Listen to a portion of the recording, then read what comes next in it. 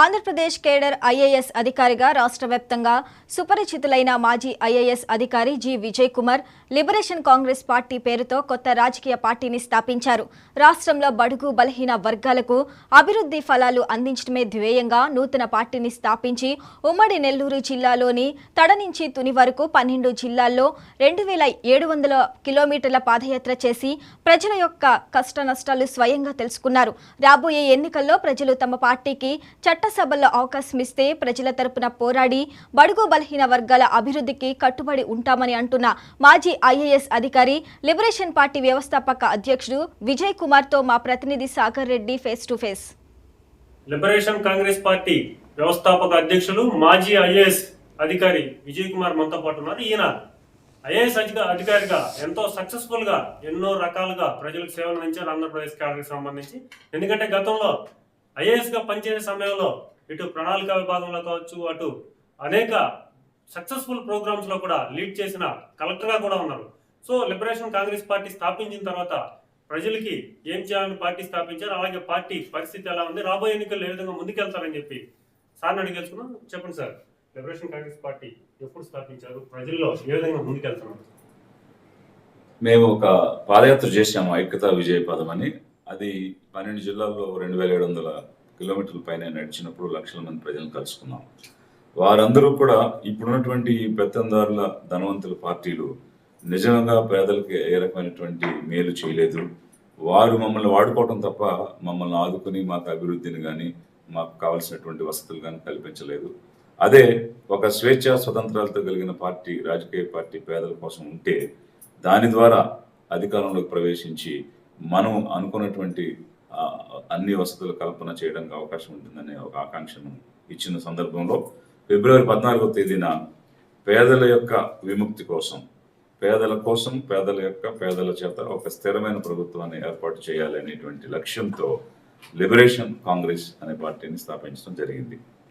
ఇది పూర్తిగా పేదరిక విముక్తితో పాటు రాష్ట్రంలో శాంతి భద్రతలను కాపాడుతూ అభివృద్ధి పదంలో నడిపించాలి. అన్ని రంగాలలో, పారిశ్రామిక రంగం కానీ, ఉత్పత్తి రంగం కానీ, సేవా రంగం కానీ, అలాగే వ్యవసాయ రంగం కానీ, కార్మికులు, కర్షకులు, మహిళలు, యువత, ఇలా అన్ని రంగాల వారికి కూడా అభివృద్ధిలో నడిపించడం కోసం ఒక ఆలోచన విధానంతో ఈ పార్టీని స్థాపించాము.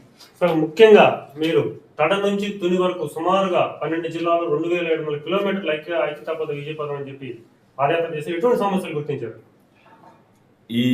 ఈ యాత్రలో అన్ని రకాల భౌగోళిక పరిస్థితులు మేము చూసాము. అంటే భయంకరమైనటువంటి కరువు ఉండేటువంటి ప్రాంతం చూసాము, తీర ప్రాంతం చూసాము, అభివృద్ధి చెందినటువంటి ప్రాంతం చూసాము. ఇలా అన్ని ఒక మిక్స్డ్గా ఉన్నటువంటి సమాజాన్ని ఈ యాత్రలో చూసిన సందర్భంలో ఒకటి, అసలు అభివృద్ధి అనేది పూర్తిగా శూన్యంగా ఉంది. ఎవరైనా ఎక్కడైనా ఒక ఫ్యామిలీ కానీ, ఒక పర్సన్ కానీ డెవలప్ చెందారంటే వాళ్ళు స్వయం కృషితో డెవలప్ అయిన వాళ్ళే తప్ప ప్రభుత్వం ఇచ్చినటువంటి చేయూత ద్వారా కానీ, ప్రభుత్వం కల్పించిన వనరుల ద్వారా కానీ ఆదాయం పెంచుకునే మార్గాలు అయితే ఎక్కడా కూడా కనిపించలేదు. పైగా ఇంకా పేదవారికి ఉన్నారు, ఇంకా పేదలుగా అయిపోయారు, ధనవంతులుగా ఉన్నారు, ఇంకా ధనవంతులుగా అవడం జరిగింది. అధికార యంత్రాంగాన్ని అడ్డం పెట్టుకుని అధికారంలో ఉన్నవారు అనేకమైనటువంటి విధాలుగా సంపాదన సాధించుకోవడం అనేటువంటిది కూడా స్పష్టంగా కనిపించింది. వక్ర మార్గాలు అనేటువంటి ఇన్ని రకాలుగా చేయొచ్చు అనేటువంటిది కూడా యాత్రలో మేము చూడటం జరిగింది. అందువల్లే డబ్బుని వెదజల్లి ఓట్లు కొనుక్కుని లిబరేషన్ విముక్తి పార్టీ వైపు రండి అని చెప్పేసి మేము కోరుతా ఉన్నాం. చివరిగా చెప్పండి సార్, మీరు ఎక్కడి నుంచి పోటీ చేస్తున్నారు, విజయానికి ప్రజల నుంచి మీరు ఏం పిలుపునిస్తారు, ప్రజలు ఏం కోరుతారు? ఇప్పుడు తిరుపతి పార్లమెంట్ నుంచి అధ్యక్షుడిగా నేను పోటీ చేస్తూ ఉన్నాను. అలాగే మా సభ్యులు పలు అసెంబ్లీ పార్లమెంట్లో పోటీ చేస్తూ ఉన్నారు. మన రాష్ట్ర ప్రజల ఓటర్లను నేను మనవి చేస్తున్నటువంటిది ఏంటంటే, మళ్ళీ డబ్బు ఇస్తారు, మందు కూడా మగవాళ్ళకి పోయిస్తారు.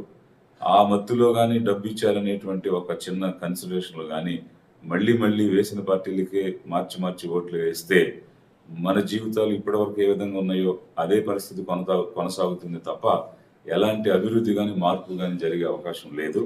కాబట్టి మనకు ఒక ఆదాయం వచ్చే మార్గాల్ని అన్వేషించాలి. ఆస్తుల కల్పన జరగాలి, భూముల కల్పన జరగాలి, ఉద్యోగ ఉపాధి కల్పన జరగాలి, వ్యాపార కల్పన జరగాలి. ఇవన్నీ కూడా జరగాలి. అందుకు కావాల్సిన చట్టాలు రావాలి అని అంటే స్వేచ్ఛా స్వతంత్రాలతో, ప్రతిభతో ధైర్యంగా చట్టసభలో మాట్లాడి మన పేదవారి కోసం కావాల్సిన చట్టాలను తీసుకురాగలిగే కృషి చేసే లిబరేషన్ కాంగ్రెస్ పార్టీ అభ్యర్థుల్ని మీరు గెలిపించి పార్లమెంట్కి అసెంబ్లీకి పంపించమని మిమ్మల్ని అందరినీ కూడా కోరుతున్నాను.